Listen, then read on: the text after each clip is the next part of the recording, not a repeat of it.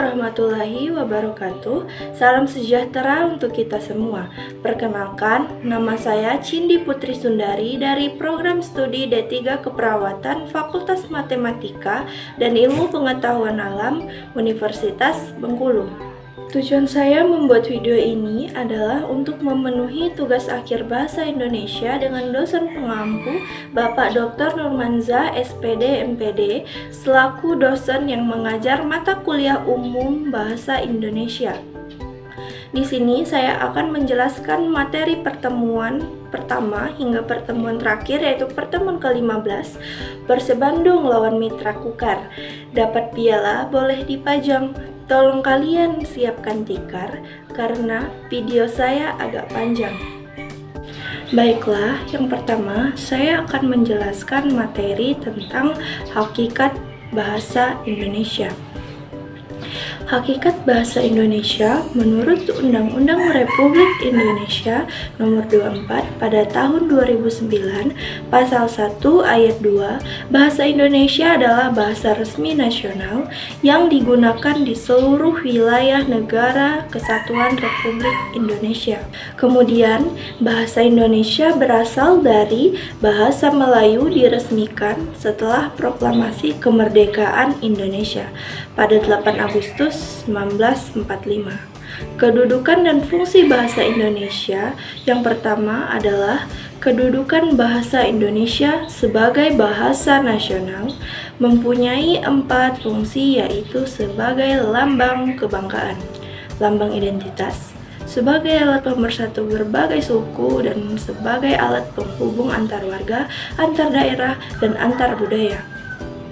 Materi kedua, ada kedudukan bahasa Indonesia sebagai bahasa negara juga mempunyai 4 fungsi, yaitu bahasa resmi negara, bahasa pengantar dalam pendidikan, alat pengembangan di tingkat nasional, dan alat pengembangan kebudayaan, ilmu pengetahuan, dan teknologi. Perkembangan bahasa Indonesia sebelum kemerdekaan pada abad ke-7 Masehi.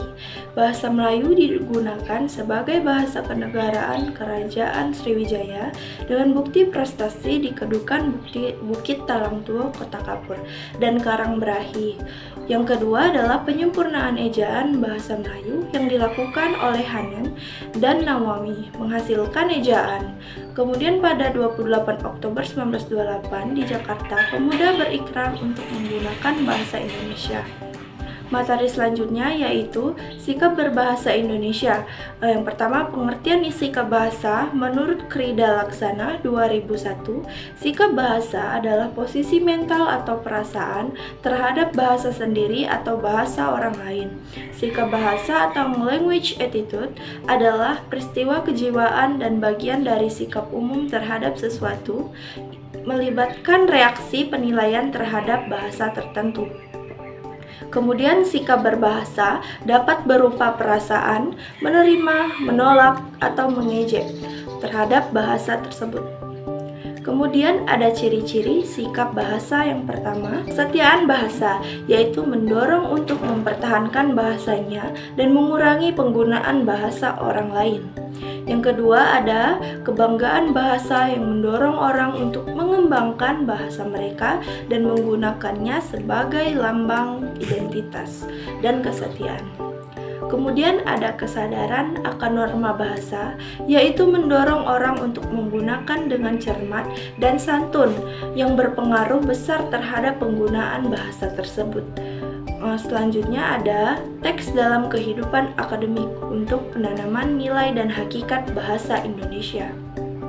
Penanaman nilai dalam bahasa Indonesia yaitu nilai kebangsaan bahasa Indonesia memperkuat identitas bangsa dan membangun semangat kebinekaan dalam pendidikan. Kemudian nilai intelektual bahasa Indonesia mendorong berpikir kritis dan sistematis dalam pembelajaran dan penelitian. Selanjutnya ada teks dalam kehidupan akademik untuk penanaman nilai dan hakikat bahasa Indonesia sebagai penghela ilmu pengetahuan, penanaman nilai dalam bahasa Indonesia, yaitu nilai kebangsaan.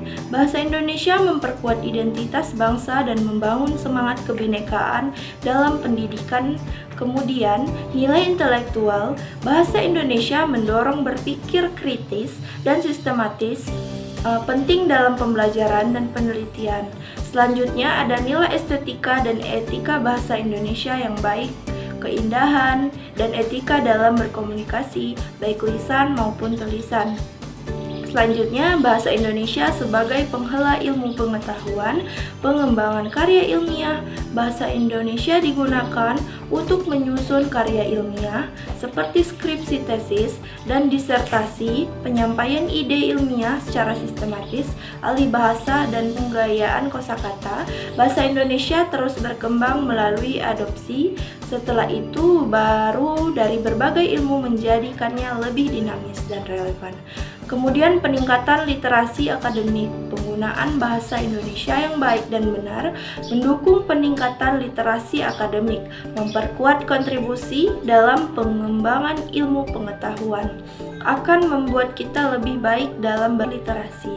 Selanjutnya ada hakikat bahasa Indonesia dalam pendidikan bahasa Indonesia, berperan sebagai alat yang mempersatukan, mencerdaskan, dan membangun identitas bangsa. Bahasa Indonesia mensustremisikan nilai-nilai moral, intelektual, dan sosial kepada generasi muda. Bahasa Indonesia mewujudkan kedaulatan ilmu pengetahuan yang inklusif, dapat diakses oleh semua lapisan. Untuk materi selanjutnya yaitu menjelajahi dunia pustaka dari berbagai sumber referensi digital. Definisi dan manfaat referensi digital adalah referensi digital mencakup jurnal e-book, data ilmiah, dan situs web terpercaya dalam format elektronik. Manfaatnya yaitu aksesibilitas global tanpa batasan geografis, hemat waktu, dan dalam pencarian informasi mencakup kolaborasi penelitian melalui platform daring. Kemudian jenis sumber referensi digital yaitu database ilmiah berisi jurnal ilmiah dan artikel penelitian dari berbagai bidang. Yang kedua itu e-book, mendukung pembelajaran mandiri dan literasi digital yaitu situs web, akademik, universitas, dan lembaga penelitian, menyediakan ASI publikasi terbuka respon institusi. Contohnya Sinita. Untuk materi selanjutnya yaitu mengenai proposal kegiatan dan proposal penelitian. Proposal adalah sebuah rancangan atau rencana kegiatan yang disusun secara sistemat dan terperinci dalam bentuk tulisan. Tujuan utama dari proposal adalah untuk mendapatkan persetujuan atau izin dari pihak lain untuk melaksanakan sebuah kegiatan. Menurut Kamus Besar Bahasa Indonesia, proposal diartikan sebagai rencana yang dituangkan dalam bentuk rancangan proposal. Seringkali digunakan dalam berbagai kegiatan seperti seminar, lomba, proyek, atau kegiatan lain untuk memastikan bahwa kegiatan tersebut dapat berjalan sesuai dengan rencana yang telah dibuat. Terdapat beberapa jenis-jenis proposal. Dalam proposal penelitian dapat dibagi beberapa jenis, diantaranya ada proposal penelitian pengembangan. Proposal ini berfokus pada kegiatan yang menghasilkan rencana atau produk yang dapat digunakan untuk memecah masalah-masalah nyata. Kegiatan ini memanfaatkan teori atau temuan penelitian sebelumnya untuk menerapkan solusi pada masalah. Yang kedua ada proposal penelitian kajian pustaka. Proposal ini mengandalkan telah pustaka atau tinjauan literatur sebagai sumber utama dalam memecah suatu masalah penelitian. Ini akan mengumpulkan data dari berbagai sumber pustaka dan menyajikannya untuk mendapatkan pemahaman atau teori-teori. Selanjutnya ada proposal penelitian kualitatif. Penelitian ini bertujuan untuk menggali pemahaman secara holistik dan konseptual terhadap suatu gejala atau fenomena. Penelitian ini menggunakan pengumpulan data di lapangan melalui interaksi langsung dengan subjek penelitian dan hasilnya disajikan dalam bentuk narasi yang mendalam. Yang keempat, ada proposal penelitian kuantitatif. Penelitian ini menggunakan pendekatan yang lebih sistematis dan terstruktur untuk menguji hipotesis atau teori menggunakan data numerik yang dapat dianalisis secara statistik. Selanjutnya yaitu unsur-unsur proposal. Unsur-unsur dalam sebuah proposal itu terdiri dari beberapa bagian penting yang perlu disusun dengan baik. Yang pertama itu latar belakang. Masalah bagian ini memaparkan kesenjangan antara harapan dan kenyataan yang melatar belakangi masalah yang akan diteliti. Latar belakang ini juga mencakup teori dan hasil penelitian sebelumnya yang relevan. Yang kedua, ada rumusan masalah. Rumusan masalah harus jelas dan disusun dalam bentuk pertanyaan yang ingin dijawab. Melalui penelitian, rumusan masalah ini mencerminkan variabel yang akan diuji. Selanjutnya yang ketiga yaitu tujuan penelitian. Tujuan penelitian menjelaskan sasaran yang ingin dicapai melalui penelitian atau kegiatan yang diajukan dalam proposal. Yang keempat, ada hipotesis. Hipotesis adalah dugaan sementara tentang hubungan antara variabel yang diteliti. Hipotesis dirumuskan dengan jelas dan harus dapat diuji secara empiris. Selanjutnya ada asumsi penelitian. Asumsi ini adalah anggapan dasar yang dijadikan pijakan dalam penelitian dan tidak perlu dibuktikan kebenarannya. Selanjutnya ada manfaat penelitian. Menjelaskan manfaat yang akan diperoleh dari penelitian tersebut, baik dari sisi ilmiah maupun praktis. Selanjutnya ada ruang lingkup dan keterbatasan. Pada bagian ini menjelaskan batasan-batasan dalam penelitian yang dihadapi baik karena faktor logistik, waktu atau kendala lain. Selanjutnya ada kajian pustaka. Pada bagian ini berisi tinjauan teori yang relevan untuk mendukung penelitian, mengungkapkan penelitian sebelumnya, serta merumuskan teori yang akan diterapkan. Selanjutnya, ada definisi operasional. Definisi ini merujuk pada pengertian yang jelas dan terstruktur dari istilah atau konsep yang digunakan dalam penelitian untuk menghindari kebingungan. Selanjutnya yaitu menelusuri dan menganalisis model teks proposal. Setiap proposal, baik penelitian maupun kegiatan, harus disusun dengan mengikuti struktur tertentu. Struktur ini biasanya terdiri dari beberapa bagian yang saling terkait, seperti pendahuluan, tinjauan pustaka, dan metode yang digunakan dalam proposal penelitian. Beberapa tahapan yang harus dianalisis antara lain ada pendahuluan. Pendahuluan menjelaskan latar belakang, masalah, rumusan, masalah dan tujuan penelitian. Yang kedua adalah landasan teori dan tinjauan pustaka. Bagian ini menyajikan teori-teori yang relevan dengan masalah penelitian seperti penelitian-penelitian sebelumnya. Selanjutnya ada metode penelitian. Pada bagian ini menguraikan bagaimana penelitian akan dilakukan, termasuk metode apa yang digunakan, lokasi, waktu, serta sumber dan data. Adapun materi terakhir pada pertemuan mata kuliah umum bahasa Indonesia ini membahas mengenai artikel ilmiah, yaitu artikel hasil penelitian. Artikel hasil penelitian berupa ringkasan hasil penelitian yang disusun dengan sistematika, bahasa yang menarik, dan dengan gaya lingkungan jurnal, yang dituju dengan jumlah halaman 10 hingga 20 halaman. Sistematika penulisannya yaitu yang pertama, judul diikuti nama penulis, instansi, dan email penulis. Yang kedua ada abstrak dalam bahasa Indonesia atau bahasa Inggris yang berisi masalah atau potensi penelitian, tujuan penelitian, metode-metode penelitian, teknik pengumpulan data, teknik analisis data, dan hasil penelitian, serta diikuti kata kunci maksimal 250 kata dan spasi.